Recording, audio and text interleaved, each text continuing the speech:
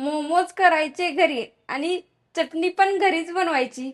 बाहेरची कशाला चटणी बी खायची नाही आणि मोमोज बी खायचे नाही बाहेरचे. सगळंच घरीच बनवायचं.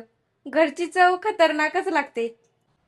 चला तर आज आपण बघणार आहोत बाहेर जशी मिळते तशीच मोमोज सोबत खाण्यासाठी चटणी कशी बनवायची. कमी साहित्यात कमी वेळात घरच्या साहित्यात हाताखालच्या साहित्यात चटकीपट रेसिपी तयार होते.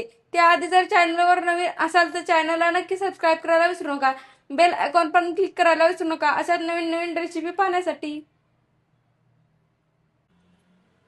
चला मग आपण आता लगेच बनवू मोमोज सोबत खाण्यासाठी.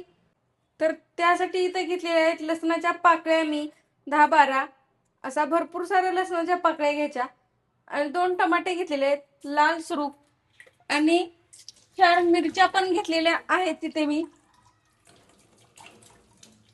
चला मग आता पुढची स्टेप बघू. त्याआधी जर चॅनलवर नवीन असाल तर चॅनलला नक्की सबस्क्राईब करायला विसरू नका.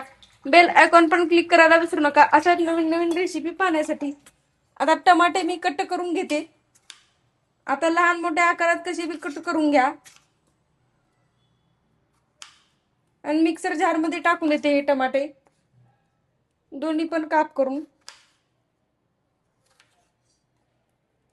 नंतर लसणाच्या पाकळ्या पण त्यामध्ये टाकून देते आणि इथे घेतलेल्या 4 मिरच्या देठ काढून त्यामध्ये टाकून देते.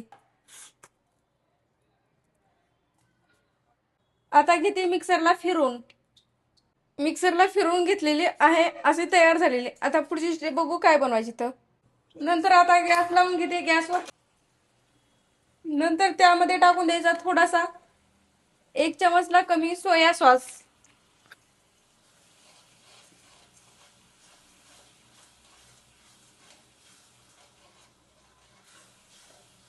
आणि त्याला कमी गॅसवर शिजवून घ्यायची 5 ते 6 मिनिटं.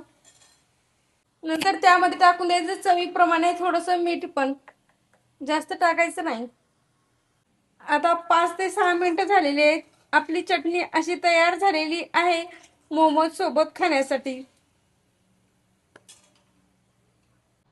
इथं अशी तयार आहे आपली चटणी मोमोज सोबत खाण्यासाठी. कशी वाटली रेसिपी कमेंट बॉक्स मध्ये नक्की सांगा. व्हिडिओ आवडला असेल तर लाईक करा, कमेंट करा आणि चॅनलला सबस्क्राईब केलं नसेल तर नक्की करा. व्हिडिओ पाहिल्याबद्दल धन्यवाद. भेटू अशा साध्या सोप्या रेसिपी सोबत. तोपर्यंत मजेत राहा, खुश आनंदात राहा आणि एक महत्त्वाची गोष्ट खात राहा.